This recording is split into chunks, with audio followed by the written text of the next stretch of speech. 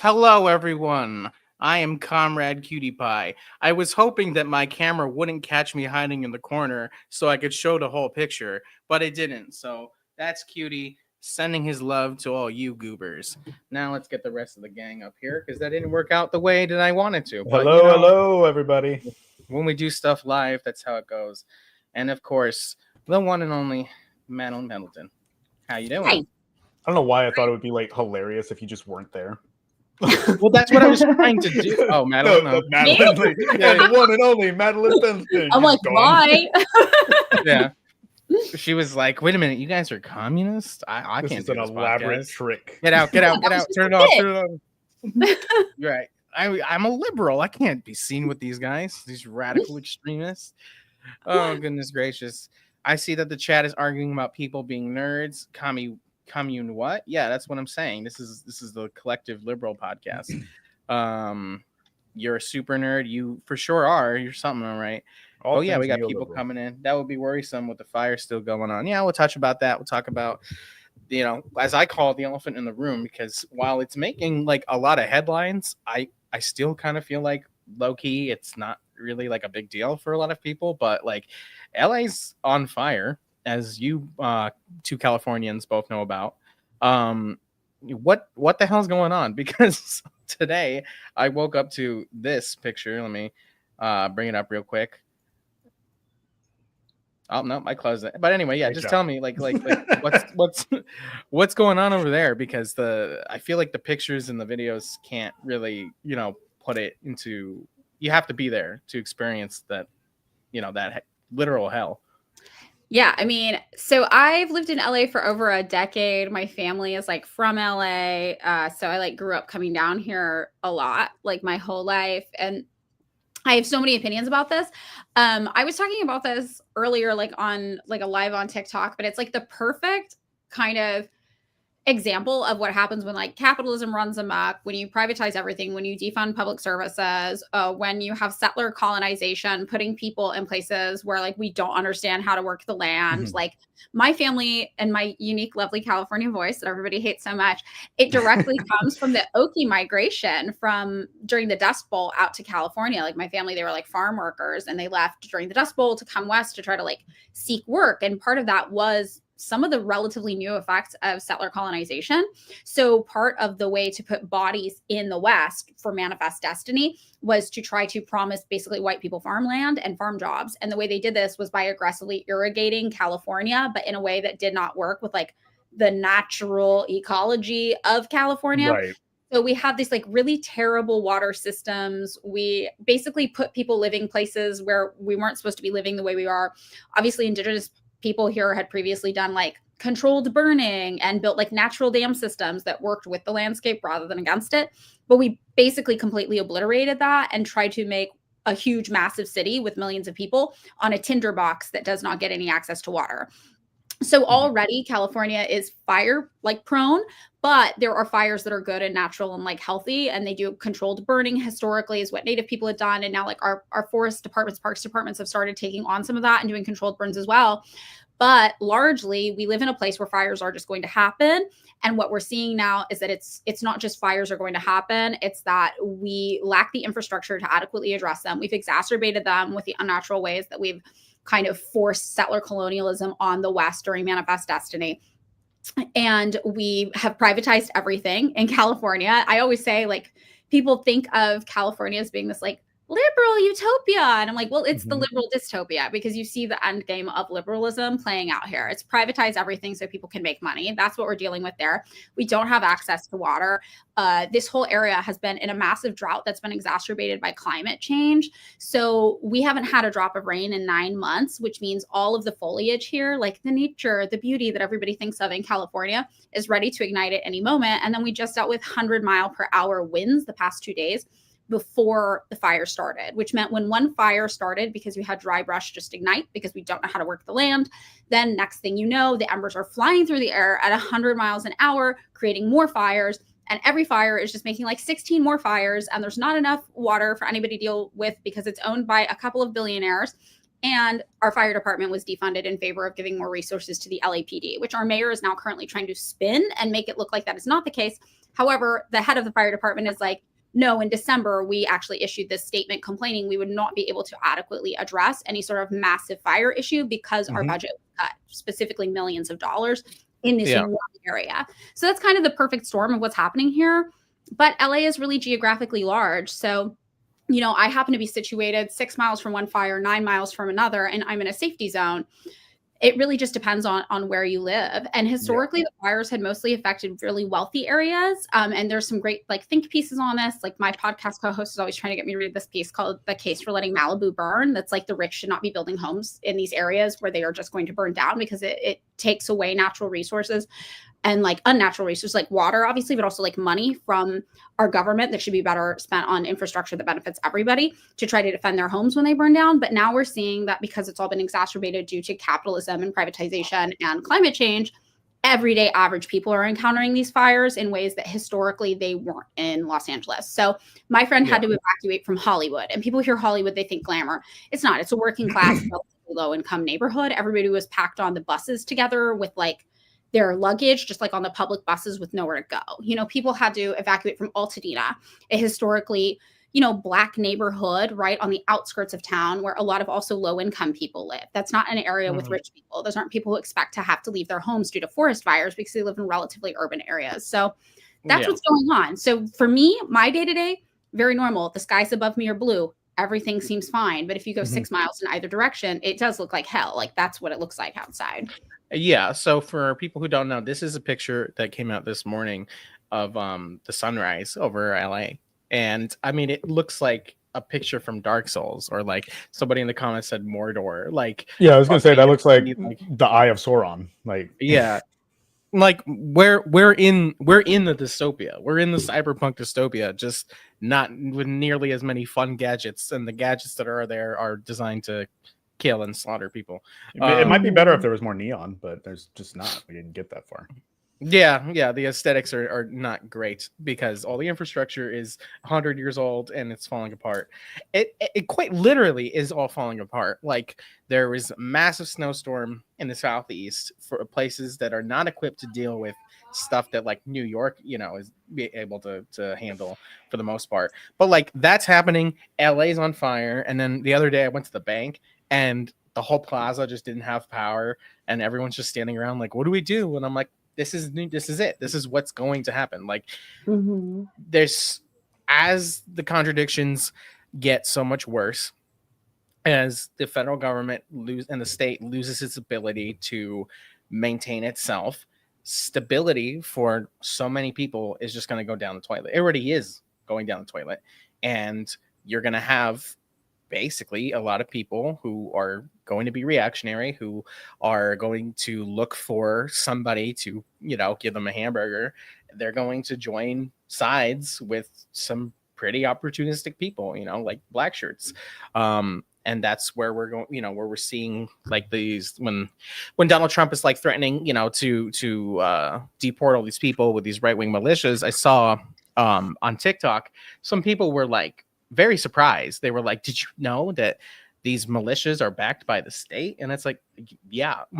that's what pogroms are. And people are going to be okay with that if it means that they can have power when they go to the bank, or that there isn't fires out in the east. But I mean, when it comes to the environmental aspect of this, you know, that is not going to go away. And I think that's what sort of makes our situation right now a lot more unique than the revolutions of the past. But we'll get into that. But what were you gonna say? I was gonna say one thing I found interesting, like in watching some of the videos from the LA fires, was seeing like Amazon workers still delivering, or like the Starbucks employees are still being forced to work. And they showed the footage of like, there was one, it was the Starbucks, you know, people were going in, and then in the hill on the background is just massive fire. And like, like what the hell? I mean, there is some element, I will say, like living in Los Angeles, you do learn to deal with fires. And I think that a lot of us, especially if you're not a rich person, which contrary to what the internet says about me, I'm not a rich person. You have to like get used to it because, you know, there's not, fires break out every single year. We have fire seasons here. We are so used to it only affecting rich people, though, that we are used to being really callous about it.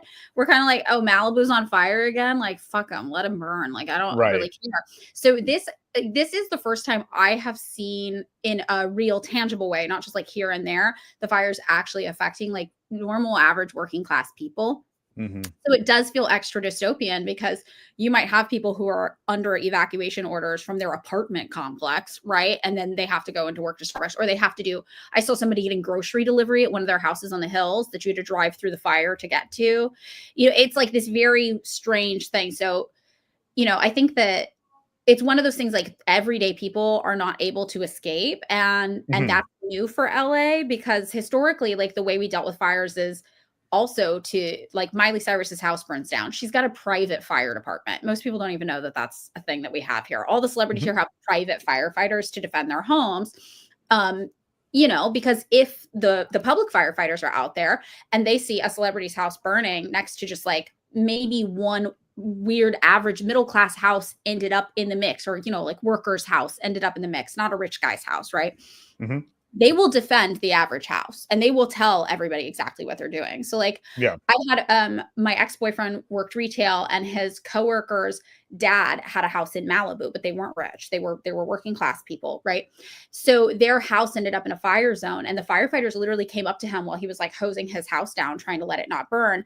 And they were like, just so you know, like your house is our number one priority and we are not going to let your house burn down. And they just like let all of the mansions burn down and every single firefighter just like made sure this one normal house didn't go, you know? So it's like historically there'd been little situations like that, but I think this is the first time in a major way you're seeing these evacuation zones where nobody's a celebrity, nobody is super wealthy. So we are culturally in LA as a culture pretty jaded to the idea of the fires in general, but this is one of those, you know, those like moments where something different happens and everybody kind of wakes up. This is one of those, I think. Like when you have people who earn $30,000 a year needing to evacuate their homes for wildfires and they're like, I live in a shitty apartment complex in Hollywood. Like, what? I don't even own a car. Like, where am I supposed to go? That's like new for us. So that really is like the big difference in how we are all encountering and perceiving the fires. Yeah. It's just, you know, I like to ask the guests sometimes when we come up here, like, you know, how have you like experienced like climate change in your life? You know, because there's still some people who either refuse to believe or don't believe at all that climate change is a thing. So like for me, growing up in New England and New York, like I remember it, you know, snowing as early as October and as late as April. Now in New York, we just get ice storms and incredibly hot summers. So, I mean, like, do you have anything that comes to your mind? I mean, okay, so I have one that is both climate change and like capitalist land use intersecting. So I'm from the California Central Valley, right? The farmers, the Okie migration for the Dust Bowl, like I talked about, and everybody settled in Central and Southern California. So our family kind of extends from Central to Southern California. So one of the big things in Central California is that drought combined with irrigation practices, combined with over farming, specifically of cotton in the Central Valley, which is horrible. It's like really, really bad for the workers, for the farmers, for the people who like the farm workers, rather, not like the farm owners, you know, who are actually interacting with it. And people who live in the surrounding areas, they always have to deal with the ramifications of the overwhelming pesticide use that goes into growing and maintaining cotton. But one of the things people don't think about is the water consumption that's necessary. So the combination of climate change and the overgrowth of cotton in the Central Valley literally destroyed one of our biggest lakes. Like it just doesn't exist anymore. Like, so when I was growing up, Tulare Lake existed. Tulare Lake does not exist anymore. It's just not there. And that has a lot to do with drought in California as well. So it's like the combination of those two elements. But more than that, yeah, the LA fires are like the first and foremost thing that we encounter because they happen every year. 2022, I believe, was maybe even worse than this year. It was pretty bad, but they are increasing in severity and like they're just happening in weirder areas. Like there aren't places that are safe anymore from fires. Like it used to be that there were places where you're like, well, this is not a fire zone. I'm going to be okay. And that really doesn't exist anymore in LA. You'd just have to deal with like some maybe excess heat or smoke that blows over, but not actual like fire. Well, it depends though, because again, Hollywood, I think when people think Hollywood, they think the Kardashians, and that's not what Hollywood is at all. And that's what sometimes you go to Hollywood and you see like families there with their kids, and you're like, oh, you're in the wrong place. This isn't where you want to be. This is like Hollywood is a very, very working class neighborhood, right? It is. Oh no! Did we lose her? The fires might have gotten them. I told you this was something was going to happen. As I was going to happen to someone here, either Madeline with the fire or us over here with the snow. Let's drop. We'll go from there. But Ash, what about you? Like growing up, where you've grown up, like how have you seen the the climate change? Fires, lots and lots and fires. Lots of fires. We never had really hot summers. Where I live, we have more like a Mediterranean climate. It would be very rare that it would go over 90 degrees. We're seeing consistently summers are over 100, but same like Madeline, lots and lots of fires. I was in a very, at the time, major and unprecedented fire in 2017. But as we see now is a firestorm, which is similar to what LA is experiencing. It sounds like LA is having a complex fire. We're seeing those every year now. I was floored when I heard that Hollywood was burning because like Madeline said, like people have this idea that like this is where the celebrities live, and it just is not like that. Right. Yeah, I mean it's. Sorry, I was just gonna say hidden. It happens every time. Sorry, I'm on a delay. My internet, I think, is bad right now. I'm so sorry. Yeah. I was gonna text you because you dropped. It's funny reading the comments. They're like, "They got her. The feds are jamming that." Maybe. Well, I was just gonna say that. Obviously, Nico, storming in the south. You were saying that some of your neighbors, were getting major car accidents and stuff. Yeah, no, I'm in the Atlanta area, so we're not used to snow. The last time it snowed, it was called the Snowpocalypse of 2014, and people were stranded in their cars for over 14 hours, like on the highways. Yeah. And right now, it's not too bad, but overnight, it's going to be like mostly ice, and we just don't have the infrastructure for it. I'm having to go outside and make sure I don't see anyone like walking around because, we don't have a lot of warming shelters. We don't have a lot of places for people to go.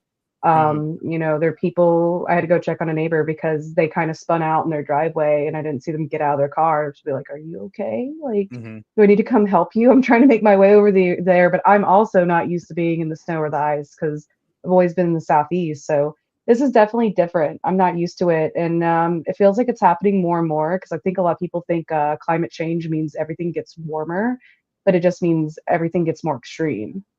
Yeah, for sure.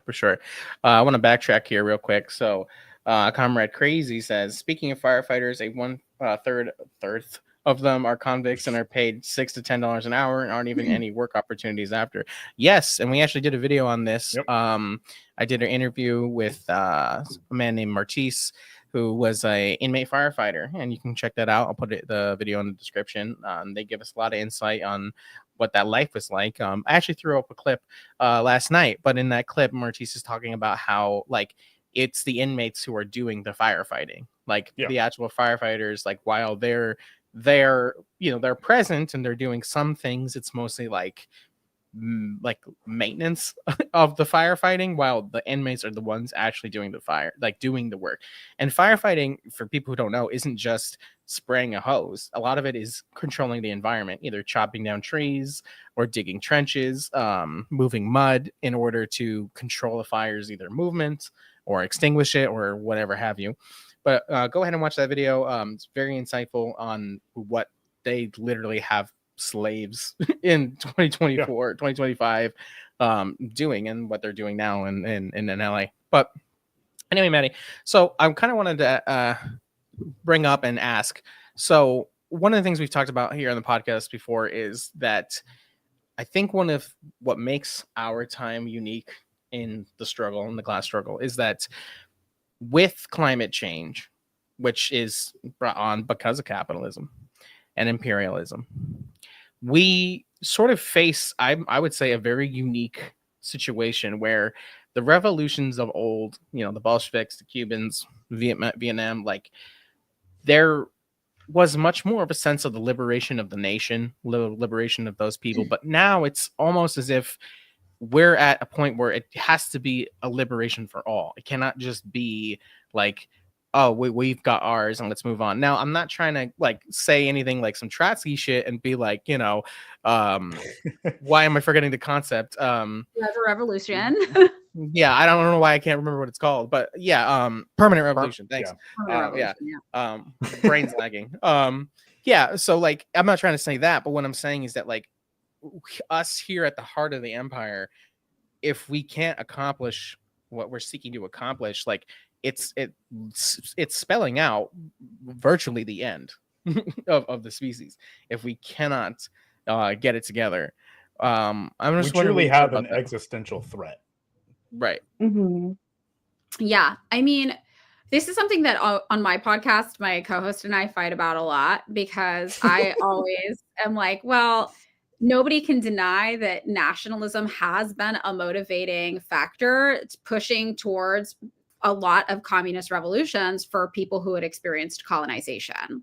And obviously the nationalism of recent colonized people is very different than the nationalism of people within the imperial core, right? So, and this is something that I fight with my podcast co-host about all the time, because he's like, the end goal can't be nationalism. I'm like, nobody wants the end goal to be nationalism. But, there is something to this way to identify yourselves and your neighbors, especially your neighbors maybe who aren't super politically motivated, where you can point to someone and say, they are the people harming us. And we need to come together as who we are to defend ourselves from the outsiders who seek to oppress us and overthrow us. And we don't really have the opportunity to do that in the same way to utilize whatever nationalism goes on here in the United States. Like there's no effective way to use that, because we are the big bads. Like we are the oppressors. We are the empire. So really that I think is the unique challenge that's presented with the United States. We can't point to someone very easily and say that's the enemy. The CIA tried, right? But the USSR doesn't exist anymore. So who's our enemy now? It's China, So, oh yeah. So the idea that, we ourselves, like as communists, need to come up with who the enemy is in a way that's easy to communicate to everyday people who aren't political, maybe people who don't pay attention, in a way that gets them on board, I think is like our current struggle. Because how do you explain to somebody who doesn't really pay attention to politics, but also might live in Atlanta and be like, I don't understand why I have to deal with ICE right now? Like, how do you connect it to the people who are actually oppressing us in that person's mind? Because you can't just point to like the other. Like you have to identify the other for them first. The other doesn't already exist in their head. And if it does, it exists in this like really vague way. They're like the elites, the ruling class, like they don't have anything to really connect it to. So that has really been my struggle, because if you say, the elites, right? People think you're like some weird right-wing kook, right? Now it might work to recruit some weird right-wing kooks, and that's cool, right? But if you're talking to like your tote bag Subaru driving liberal neighbor and you say, well, the elites in power, they're just going to write you off completely. So how do you connect with that person and really make them understand, like, it is the rich doing this to us, right? Because just saying the rich doesn't seem to land with them either. So I think one of the unique struggles for us as Americans to try to educate people about class and class politics, right? And communism in general, and the dangers and horrors of capitalism with this ticking clock of impending climate crisis. We're already in it, right? Of existing climate crisis. I think trying to find the messaging that lands with people, the rhetoric, it's boring. It doesn't sound sexy. It doesn't sound fun. It doesn't sound exciting. It doesn't sound like an important part of the struggle. But I think finding the right rhetoric to draw those people in is actually our greatest struggle and challenge today. And the thing that, if we can figure it out, is going to be super effective at recruiting people. But I don't know how you make it land with a liberal in particular. I think I kind of understand how you make it land with a conservative, but it's like, how do you get that message across to a liberal? Yeah, I mean, it's such a struggle for even communists sometimes to understand that in so many ways, the liberal is worse than Joe Schmo, who's a conservative. He's not like a Nazi or anything like that, but he thinks you know, he might like some things that Donald Trump says, and he might say some ignorant stuff sometimes, but that person in many cases is a way easier to talk to and relate to than the liberal living in a, you know, $400,000, $500,000, you know, McMansion, you know, who is more concerned about, you know, getting in somebody like Kamala Harris in as president versus, you know, bringing down the system. It's very difficult. But yeah, so what I wanted to ask you too is like, while we're on this precipice, right? And I don't want to combine all the questions together, but we're on this precipice where we're at a point where we have an existential threat.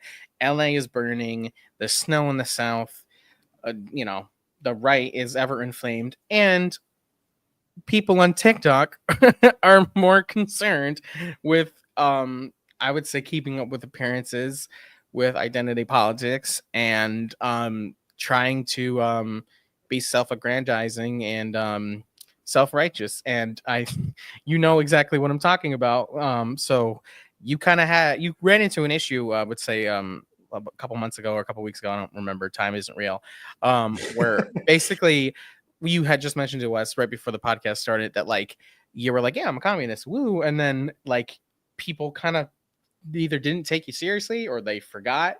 And then when you made a video about the DPRK, you were like, oh yeah, I mean, you know, based, and liberals were very, very upset with you about that. So can you walk us through that? Like how did that play out? Because we've had something similar. So Okay, yeah. So I think that for me, I was really inspired to see on TikTok specifically, on social media everywhere, but especially on TikTok, what seemed to be like a shift in how the public was regarding Palestine and Israel, you know, starting in 2023. I had grown up, obviously, I started getting into socialist literature when I was 13 years old. You know, my cousin's boyfriend when I was a teenager was Palestinian. Now they're married, they have kids. So I knew a little bit about what was going on in Palestine from him. And I was like, oh, I'm going to look into this more. I want to learn about this. And, you know, you learn about it for the first time and you're like, oh my God, this is really fucked up. Like, this is evil. Yeah. This is so deeply evil. And you want to tell everybody. And, you know, you go out into the world and you don't have any reference points for what the world thinks about this because you're young. And you're like, yeah, did you guys know that like Israel is doing ethnic cleansing in Palestine like right now? And it's like really fucking evil and we need to stop it. And then the immediate thing you hear is like, well, that's actually anti-Semitism and it's really complicated and you don't know what you're talking about. And you hear it from everybody. Right. So, and then from that point on, you know, that was like what, the year 2000, 2001, when I had that experience, I was like, okay, this is just going to be how people regard the situation forever. So to see 2023 rolls around and now all of a sudden young people who've never really thought about Israel or Palestine are starting to look into it to try to learn what's going on. And they're horrified because it's horrific. And seeing so quickly the tide turn on like what is acceptable to say in regards to Israel and Palestine, I think that excited me a little bit. I was like, people are ready. People are ready to understand colonization, to understand empire, to understand that like, okay, the United States might not technically be the ones doing it, but let's talk about the relationship between the United States and Israel. Let's talk about why we fund this, why those were American bombs, like why we are part of the genocidal practices of Israel. Let's talk about how it relates to capitalism. Let's talk about how it relates to flow of resources, right? So people were really, really receptive to that. And that I was like, okay, so let's talk about other places that this is played out. You know, let's talk about other things. And when I got to Korea, and obviously the history of American intervention in Korea, the history of imperialism in Korea from Japan, and then the United States government coming in and in the South, continuing those same imperial colonial models, right? Like in the Southern region, committing genocide on Jeju Island, you know, all of these things that happened, the North attempting to liberate the South from our military dictatorship that was murdering people, just to thousands of people being murdered by us. And then us turning around and killing between 1 in 4 to 1 in 5, depending on your source, I always say people in the North, like not soldiers, like people living there. Like we killed 20 to 25% of the population in North Korea. We bombed 80% of their infrastructure. And I'm like, surely if you understand what Israel is doing to Palestine, you understand what the United States has done to Korea. This is the same through thinking. People are going to be ready to hear this.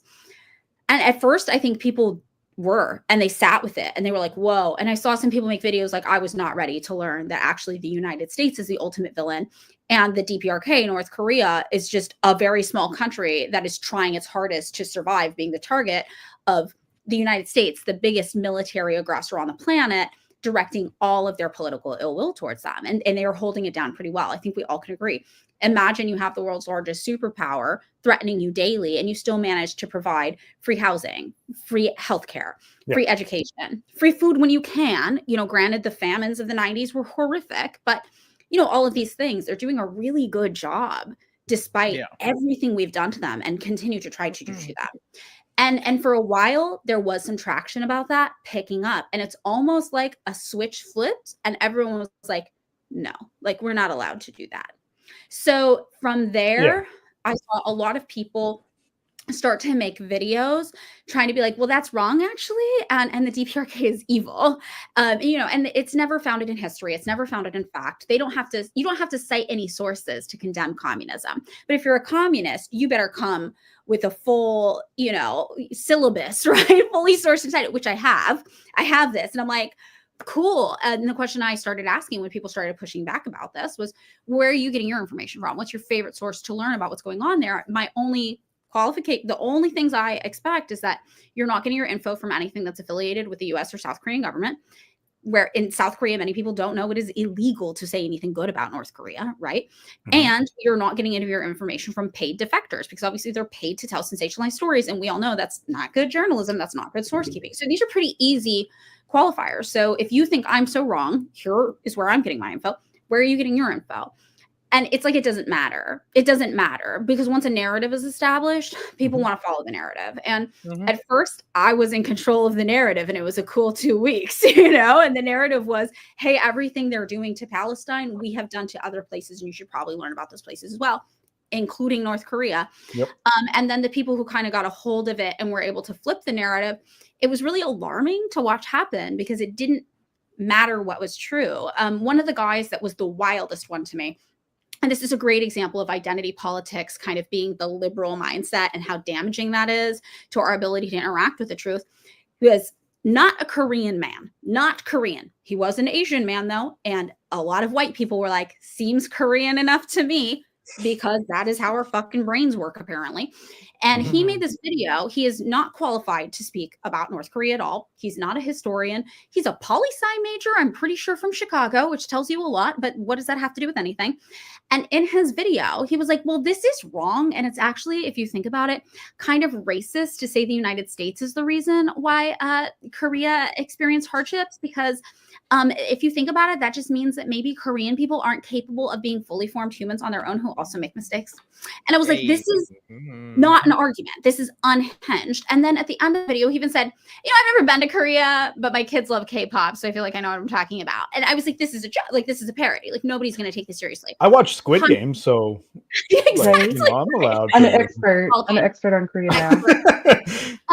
And it got hundreds of thousands of likes. And the comments I started getting on my page were, you don't listen to Korean people. And I was like, that man is not Korean. Like, that man is not Korean. And even if he was Korean, we have talked about explicitly how the testimonies of many people from Korea are bought, paid for by the United States government, by the South Korean government. Like, these are the limitations of identity politics, that you can't just pluck a random person from a place and say their politics are the truth and the one good thing you can listen to. Because imagine what would happen if you plucked any American from the United States and you were like, I'm listening to this one person about all things United States related. You would think that Iraq had weapons of mass destruction and George W. Bush was just a cuddly, nice guy. Like, that's what you would think. So you can't do this. It's dehumanizing. First of all, it's bizarre, but it's the liberal agenda. They want to tokenize a person who has politics that align with the status quo. And then they want to pat themselves on the back for having listened to them like they've done something. And they haven't. Yeah. And that's what the Democratic Party weaponizes as well. So I mean, it's the aesthetics of revolution that people go for. Like you said, patting themselves on the back for listening to someone. But back last year, me and Ivan and Cutie had gone to the Palestine protest in DC. And towards the end, I remember specifically this one girl looking around going, hey, when does this thing end? I have dinner reservations. And it's like, okay, well, you're not there because you actually believe in the cause, or you're not really engaging or learning about what's happening here. You're just doing it so that you have a post to say, I was here, I believe in this, I listen to these people, return to my nice cushy life and do whatever I want. Yeah. We should interview her. Brunch. We should have interviewed her. That would have been funny. That was an interview. I think the battery in the camera was starting to die. I was like, I don't think we can do it. Yeah. For those of you guys who don't know, because there's a lot of people in here right now. Thanks, Madeline, for bringing them in. We did a documentary on Palestine and the protest that happened in November of last year. Please go ahead and check it out. It's called Palestine: A Cry for Justice. But yeah, Madeline, we at Kollectiv definitely understand what you're talking about. Because when we've gotten in trouble on TikTok, whether legitimate reasons or not, it often becomes so detached from the initial issue, and like liberals come out being so bloodthirsty, like regardless of like us being like, hey, you know what, you're right, that was an L on our part. Like I was saying to you before the podcast started, like now there's pictures of us and whatever of people being like, we gotta kill him, and it's like, what are you guys talking about? Like this is insane. But like I don't want to touch so much more on that, but on this other concept of like, you know, when you are a communist, when you're living that is your life, this is what you do, this is what you believe in, these are your principles, right? You'll meet other communists who really are just liberals. So you meet liberals who, once they start to see that you don't budge on your principles, they kind of almost have a complete meltdown. And we've experienced that here, where we've, you know, worked with people in the past, or we've had people part of this org or whatever. Like we make it explicitly clear, like Kollectiv is like we're a media organization. Like, you know, we have an objective and things that we're trying to accomplish. You know, we have different, you know, I hate to use this big scary word hierarchy, but for simplicity's sakes, you know, like, you know, we have things that come from the top and down, and, you know, we have a structure. Whatever. Thank you. That might be better. Yeah, thank you. And like we've encountered people who are like, yes, I want to work with you guys. And we're like, okay. And then like as soon as it's like the first hurdle of like a very nice email, like, hey, did you get that done? And it's like, I can't believe you asked me to do this. And it's like, I don't know what you want, man. Like we're like we're not even out in the trenches. Like we're still at home. The AC's on, and I can't even get you to do like the simplest thing. So like it's just not gonna work out, you know? Or, you know, people wait who you think, you know you very well, or you know them well, and they wait for an opportunity of like, oh, there's some controversy. You know what? I never liked you. And it's like, what do you mean? We were just hanging out. Whatever, man. It's just how it goes. I think that is a thing. Like so the way I interact with people in my interpersonal life is I really like an outcast. I like somebody who's been outcasted by society, because I'm like, a society has failed you. Can relate. Let's do this together. Like, yeah, I got you. And then sometimes years later, you realize that like society didn't fail that person. That person has extremely antisocial tendencies that are harmful to their community, and they've pushed everybody in their community away for a reason. And it is challenging. And like I've encountered that, obviously, when the whole internet decided I was racist for not voting for Kamala Harris, somebody who I thought used to be my friend, and then we stopped being friends when they became a millionaire, became a landlord, evicted all of their tenants, did all these things. And I'm like, this is antithetical to my entire way of moving through the world. You know, then that person got very, I think, upset that I was like, oh, this isn't like, I wouldn't do that. That's not what I'm doing, buddy. Like, no. And used it as an opportunity to jump on a bandwagon and be like, well, can you believe that when I worked at this collective company, they expected me to do labor and work? Can you imagine? Equal pay as everybody else who was actually working more than me? And it's like that you're so detached from reality, you don't know how that looks. Like anybody with a firm ideology is not going to look at you complaining that you had to do labor to interact in society and be paid the same amount as everybody else doing labor and be on your side. Like it's so deranged. But when you encounter people like that who don't have a strong ideological framework to come from, you see the contradictions in their own life. They see the contradictions in their ideology versus yours. And I think it is, for lack of a better word, very triggering for them. You know, to see somebody be ideologically consistent when you have not actually examined your ideology, but have instead chosen to wear a costume of leftism that you have not examined, I think that is hard for people. And I don't think they know how to interact with it when it's confronted and addressed. And I think that is like a very interesting and bizarre thing where this is the thing it always comes down to for me. Some people want to be the thing and some people want to do the thing. And there are a lot of people who want to do something, but they don't want to put in the work to do it. They want to walk around and be able to call themselves a communist, call themselves a leftist. They don't want to read any literature. You know, they want to be able to argue with you online about things like DPRK. They don't want to actually research anything that happened in the DPRK. You know, they want to be this thing. They want to go to the protest, but they don't want to be involved in the movement. Like that, I think, is one of the hardest things to kind of sift through when you are on the left. And it's easy to get taken in by people like that because sometimes they say all the right things. Sometimes they don't say all the right things, but you're trying to be open-minded, you know, and you ultimately, at the end of the day, we want more people. We want more people. We want this stuff to be exciting and appealing to people. It's like, we feel like we have a solution to all the problems that are going on in your life. If you just come over here and listen to us, come on, we'll work it out. We got this plan, we got some ideas. We got a lot of stuff in motion. We just need you. So when you have somebody who at least is willing to step up and be like, well, I'm a leftist, you want to believe them. Because we need the numbers, right? You're like, no, exactly. And we've experienced this so much at Kollectiv. Like, it's funny because Cutie Pie, and I were having a conversation where he was saying that like we're so ridiculously accessible. Like, people on TikTok in general, as you know, they develop these parasocial relationships with people because we have the cameras and the lights and whatever, you know. But like, first off, it didn't start this way. I used to film this in a closet, in a literal closet. So second off, like, you know, we have Discord, we have the email, like TikTok, like you can just like hit us up. Like, it's not difficult to do that, especially after the podcast, because we go into our voice chat on Discord and talk with everybody and whatever. So like the point I'm saying is like we've encountered people where like they have like that, you know, initially like that motivation to be like, I have this idea, I have these, you know, papers, I want to make a book, I want to do merch or whatever, you know, and Kollectiv seems like, you know, the group to do it. And we're like, all right, so like, let us know and we'll check in with you in like a week. And then a week comes by and we're like, hey, did you do it? And they're like, no. And then, but it becomes more than like, just like, you know, because life happens. People either don't feel good, they get sick, mental health, whatever. But it becomes more than that, where it starts to become evident, like, oh, you don't really want to do this, though. Like, you know, and it could be for a number of reasons. You could be scared, you know, it could be, you know, some kind of creative block. I don't know. But like at some point, like us as the organization, or you as, you know, what you do, have to just kind of be like, well, you know what, I'm going to move on because you're not doing the thing that you say you want to do.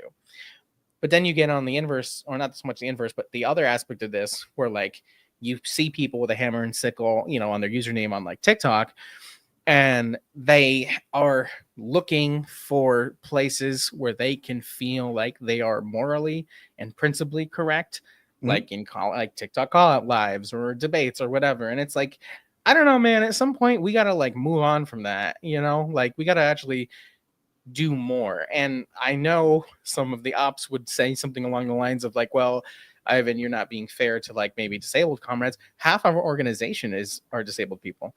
We have moms, we have people who work 2 jobs, full-time students, you know what I mean? Like we have, and just a little bit gives so much, you know. But some people, they just, like you said, they want to be the thing, but they don't want to do it. And then they kind of get upset with us because it's like, well, they're the ones doing it. Well, yeah, because we just did it. I don't know what to tell you. You know what I mean? Like, but I don't know if I'm rambling. I don't know if I'm making sense. But like, there's a lot of people. There's a lot of people that know just the right amount of buzzwords. They know just enough to kind of get the platform started, and ultimately, the idea, or at least the name communism, is a bit more popular with younger generations these days as compared to other ones. But they're not seeing it as, oh, we need to build a revolution and be all that. They're just sort of capitalizing on that attitude and that aesthetic to build their own personal brand. And it's very evident when an actual communist comes up and says something, and then they sink their teeth into it. Yeah. Yeah. Yeah. Yeah. I, No, I I think that is the thing. There's like the respectability politics thing. That's like a liberal thing, you know? Mhm. And part of being a communist is that you're going to say stuff that's not popular, right? Because nobody else is saying it and people need to. And you might be the first person who's ever exposed people to these ideas. And part of the burden is that you have to deal with the pushback. Yep. You know, and for me, okay, I feel like one of the things you have to think about is like, what can I do that I'm good at? Like, where can I be useful? Where can I be helpful? And I'm a yapper, right? So I'm like, I can yap about communism all day long. Like, I can yap about it and talk to people about it, you know? But that means that if I'm talking about these concepts, I have to be okay with the fact that for a lot of people, I will be the first place they hear them. And these ideas might be shocking. Like, it might be shocking to you to hear that the CIA admitted Stalin wasn't a dictator and you only think of that. That's true because of all of this propaganda that's been pumped into your brain. Like, that might be a hard thing for you to realize. And you might want to push back about that if you hear it for the first time from somebody. And like, you have to be okay taking that heat if you were people's first exposure point to a lot of these ideas. And I think one of the things to me, like, sometimes people will be like, oh, like, you're the performative activist. And I'm like, I don't consider myself an activist. Sitting here and talking to you guys on my phone is not activism. You know, I'm hopefully educating some people. I'm hopefully getting through to some people. It's not activism necessarily. Maybe I'm doing propaganda work. Cool. That would be awesome, you know, but materially to me, like, activism is things that you do with your local community to help make a difference in people's lives. And you can do that. A lot of people do that in our personal lives in small scale. Once I started to get a huge following on the internet, I kind of retreated into that really localized mutual aid type thing. And I found the shortcomings of that. Obviously, you can accomplish more when you are part of a larger organization of people doing things, even if you don't feel you were able to contribute a lot. You know, so if you can join a bigger organization, even if you're like, all I can do is fold leaflets, it's like, well, go just tell them that. Be like, I can fold leaflets for 30 minutes this week. Cool. Awesome. Most people will be okay with that, you know? And it's just like little things you can tangibly do. And here in LA, one of the best examples I've seen of just like, oh, this is actually making a difference in people's communities is there was a commie bookstore that opened up and they started offering free childcare while they were there for everybody in the community. Like, if you got to go do something, we're sitting here anyway. We'll watch your kids. That's totally fine. If you trust us, we'll do it, you know? And like, these are the kinds of things that the Black Panthers used to do, for example. It's like these very material things in people's communities that show like a positive spin on things that are nice. Just, we're not reacting or responding to the horrors of the world, because a lot of people, especially liberal people, get burnt out thinking about that, which is upsetting and disturbing, that it's like, oh, you can't be bothered to consider it, you know? But those are the conditions that we're in. So if you find someone who can't be bothered to consider the horrors of the world, but need someone to watch their kid while they go to a job interview, you can be like, well, you know what? The commies are going to do that for you. That's what the commies are doing for you. So that's going to give you a good name. And like, this is what I think about a lot. Like, if I had the means to do something outside of like what we do at our workplace, for example, which again is very localized, that just helps like 10 of us. That's not widespread change on any level, but it's like a free store in your community. Even if you only work it on Sundays, can do so much. Bringing your neighbor's food that you grew in your garden, that's too much. That's little, right? That's localized. But there's like positive things you can associate with communism that are outside of the people, you know, just talking on our phones on the internet, which I don't want to say is useless, because I think it does expose people to new ideas. But it's education, it's propaganda. It's propaganda. Extremely useful, because, you know, none of us here might be a Vladimir Lenin, but, you know, maybe the Vladimir Lenin of today is currently watching us on TikTok, learning the base information. Right. You know? Right. Exactly. Right. Yeah, I wouldn't say it's useless, you know, either, but it has to become more, you know, and that's one of the things that we're seeking out to do with Kollectiv. But yeah, I don't know. It's just, I sometimes just wish I would just wish I could just shake people sometimes and be like, don't you get it? Like, it has to move beyond just Twitter arguments and us doing. I need you to understand. Like, sitting alone in a live with no viewers screaming about Comrade Ash. Like, it has to be more than that. You know what I mean? Like, that's all I do. You just can't do that. What'd you say, Cruz? I said that's all I do. It's just anytime Ash does anything, I'm just like, God fucking damn it. Well, people do. People don't like our gal. And they don't like me either. And they don't like Madeline either. So I wonder what's the consistent. Hey, well, we like you. So We do like you a lot. 100 people. I mean, I did trick a lot of people into liking me for a long time, and I think that's like a pretty good. Oh, I got some people in. I keep telling people I'm trying to create an alt left pipeline. I'm like, oh, do you like listening to punk rock music and dyeing your hair? Me too. That's so cool. You know who else would love that? Kim Jong-un. Absolutely. He's got a stick. He's got the fade. He colors his hair purple. It'd be great. It'd be awesome. Yeah. I get it though, because like I've mentioned this before. Like I feel like I'm at a point in my life where I'm kind of living two personalities. Like I'm in the medical field, so I go to work and I do my thing. I got my little scrubs and my stethoscope, and I'm like, hey everyone, what's going on? Oh, by the way, we gotta kill some motherfuckers to save the planet. So like, I'm not that I mean that, that's a joke. In Minecraft. In Minecraft. But anyway, so speaking of like moving out of the online space, right? So, I first, encountered you when you were talking about your business online. So, and you mentioned a little bit on the pod just now, like how you sort of got into the socialist thing. So how do we go from there to your business? And, let's just start there. Yeah. So, okay. So I have run a clothing company on a socialist model for 13 years. And the model currently, the way it works is that everybody who works at the company earns equal pay for a day worked. I know that's not like a core tenet of socialism. It just made sense to me. So that's what we do. Sure. We also have a standard 4-day, 28-hour work week for full-time work. And we do like profit sharing. Legally on paper, I'm the technical sole owner because it makes our access to financing easier. Yeah. But we do an equity agreement. So basically the amount of time you work at the company equals your share of ownership. So like it's weird, but like the number of total hours that have been put into the company are divided up based upon you and which part of it was your labor, and that percent of it is equal to your ownership. So like I'm technically the person who's been there the longest consistently. So I have the most ownership of the company, but it's 21%. And the next person down is 14%. So, it kind of diminishes from there. So all of the ownership is equal to the labor you put into it.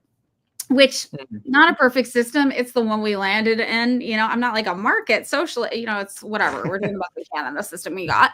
So it's nice though. It's fine. It's not a utopia. It's not perfect. We deal with issues. We deal with problems. But we try our best to just like take a worker-centric approach whenever we can. And that's kind of the business. And it really stands out to people. We try to like break even, but the one year we did randomly have profit, which I think had to do with everybody being home and getting the COVID unemployment extra benefits. They couldn't spend their money anywhere but online shopping. So they all just started shopping with us. That year we ended up having like 33% more sales than we usually do. So we ended up with all this extra money, and I knew it wasn't going to last. I was like, this is like a fluke thing. So we voted as a group what to do with the extra profit. And as a group, we voted to get everybody who works there a more reliable car. So like, that's how we deal with profit when it comes about. And usually we don't try to have profit, but when we have it, that's what we do. We just share it amongst everybody, and everybody gets to kind of vote on what we do with that. So yeah, that's like the model of the company. And it's people to hear. Nope. Come back. It's also hard because sometimes it excites people too much, and they're like, am I back? Yeah. Okay. So they're like, is it perfect? Yeah. It's a dream job. I'm like, no, it's just a job. It's just we have our own issues we deal with. You don't know how many times in that place I tell people you don't have to love your coworkers. You just have to not kill them long enough to get a paycheck. Like, it's not like some Brady Bunch kind of dream come true. It's just a workplace. But the only difference is that we all just earn the same amount of pay and are kind of in it together. And everybody knows that the work they put into it is equal to what they get out of it. And it's just so simple. It's like the changes from a normal workplace are so minimal, but it really is shocking when you discover that like the reason this can't function like this everywhere is literally just because one person wants to take a lot of money usually. Like I did the math once, like if I, as the owner of the company, decided to pay everybody their minimum wage, I would make over $400,000 a year. And like we would have the exact same payroll cost per year. It wouldn't cost the company anything else. I could just be like, you're all minimum wage. I keep the rest. I make $500,000 a year now, basically. Nothing business-wise materially changes other than who's getting how much. How their individual lives materially change. Right. Exactly. So, and the thing is, we're not rich. Like I always tell people, like lower middle class in LA. You know, I know lots of people don't like the class distinction. I will say I use the class distinction because I think it can be radicalizing. I think part of like the American mythos is that like you're doing so well as an American, you're doing awesome. Everywhere else is struggling. You don't even know how good you have it. You're doing so great. We have the strongest middle class in the world. And the reason why I like to use the class descriptions is because I like to tell people, you know, you can look up what class you fall into based on HUD income limitations for your county. You should look it up. And the reason I do that is because that's the first time many people learn that they are actually poor. And that they thought they were doing really well because of the myth of American exceptionalism, this myth that very, very basic, even not even basic, subpar standards of living, you know, that they have been told are actually really awesome and other countries don't have this and nobody else can do this. Oh my God, you're so lucky to be an American. To look it up tangibly and be like, no, you're not doing great at all. You are actually you were broke. You were struggling. Like other countries just give people healthcare. Like other countries just give people housing. Like, you know, these kinds of things. I think it is radicalizing. So I use the class descriptors, even though lots of people don't like to, for that reason in particular. And I tell people that, you know, we under HUD designations for Los Angeles County's income, we are lower middle class, but it's enough for us. You know, it's enough. $73,000 a year. That's what we make from the company. It's enough. And it allows us to employ more people and, you know, kind of give more people enough. Right. And that's kind of how we live things. And I think a lot of people think like, well, under communism, everybody is like equally poor. And we know, obviously, historically, that's not the case. We know, you know, under communist leadership, everywhere socialism has been implemented. I always say this, life expectancy and literacy rates have gone up, right? We have all these like material indicators of people's lives improving. And $73,000 might not be a lot of money, but I can tell you for every single person who's worked at that company, it's a lot of money to us. It's not money we could have made anywhere else. I never have made that much money anywhere else. Neither has anybody else worked there. So these are the types of like, it's not glamorous, but it's a material improvement in our lives that we can offer. So and that's kind of exactly it. You know, like you are taking your principles, your politics, what you believe in, and you're applying it in a way that's not perfect, like you said, but in a realistic way into a model that can materially help people. And I think that's where a lot of communists kind of lose track, especially TikTok communists, because they get so engrossed in the literature and the concepts, which you should do, but they kind of just stop there and they don't move forward. And that's where you get people who are like left commie or, you know, anarchists, and they just like don't have like that. Okay, so like we have all this information as theory, we understand what's going on. Now we need to do praxis, like Nico just said in the chat. In praxis, you know, it could be the other things that you mentioned, you know, checking on your neighbors or working at a free store or whatever, or like you know, who you had a bigger opportunity, I guess, or more lucrative, I don't know, to start a business, and you're trying to help people in real life way more than any other CEO or business owner that I could say I've ever spoken to. And I know you definitely get criticism, you know, for that, where I've brought you up in circles before, and people have been like, well, they're not a communist because they have a business. And it's like, okay, well, I mean, and like I'm sorry, but like if you have any concept of like where this is all going, because it won't just be, you know, free stores and mutual aid.